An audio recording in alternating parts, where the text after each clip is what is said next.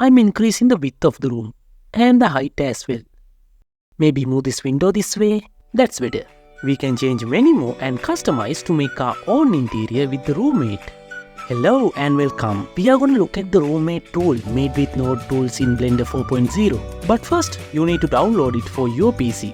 Go to the link in the description or in the pinned comments, which would lead you to this page. This tool is completely free, but you can support the creator by paying something, which I really encourage you to do. So you just have to input your email, and you can download it with a single click. What you would get is this blend file. Open it. You can see the default room already. But that's not what we want. First, we need to set up this tool. To do that, go to Edit, Preferences, File Path. We need to add an asset library. I do have a video that shows you how to set up the asset browser, so you can check that out if you want to.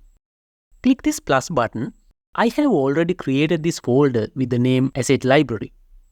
Open it and click Add Asset Library. Save preferences and close the window. Now go to the Geometry Nodes workspace. Don't be intimidated by the complexity of the node setup. You don't need to understand any of this. However, I'm going to show you how this node setup is developed in a future video. So keep me subscribed if you are interested in that. Right-click on the name of the node setup and mark it as an asset. You can see that the node setup is an asset now. Next, click on this icon and choose Asset Browser. From this drop-down menu, select Current File. Now we can see our new asset, the RoomMate node setup.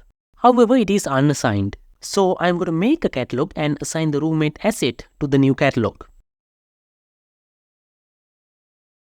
Next, click this button to save the catalog. In this asset browser, go to the asset library folder we made earlier. To see the new asset in the asset library folder, we need to save this blend file in the asset library folder that we made earlier. Click Save As. Now we can see our asset in the asset library folder. It is unassigned, although we added it into a catalog just a little while ago. But don't worry, we can add it to a catalog again. I think it's a bug or something, I don't know. So that's how we set up the tool. Save the catalog as well as the blend file before closing. Now open a new Blender project. Go to the edit mode with the cube selected. Now you should see a new menu, Generators, which is the name I gave for my catalog. Click on it and choose the RoomMate. Ta-da! We made a room with just a single click. You can change these default values as you wish. First, we can change the size of the room, the length, width, and the height of the room. Before you change the rest of the values, you should know what these values are. So W1 offset means the distance between this window and this wall. You can change the window width as well. This is window 2.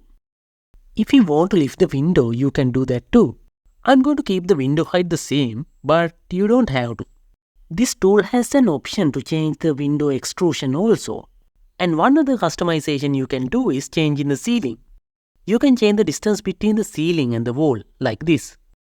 But right now you can't input the distance directly. You can change this factor value.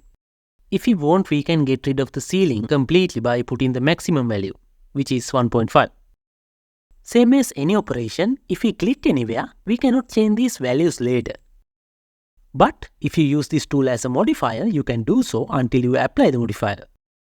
You can choose a workflow that is convenient for you.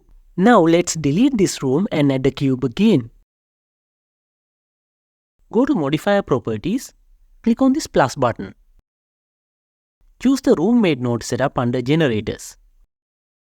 Default dimensions are the same in both workflows. Now you have control over these values. If you go to the edit mode, you can still see the cube, which means this is a non-destructive workflow. There is one more interesting thing about this node setup. That is, you don't have to use a cube for this. You can use any mesh and turn it into a room with just a single click. So now you can place the camera inside the room and start making this an interior. That's it. In the next video, I'm going to show you how this node tool has been made. So see you there.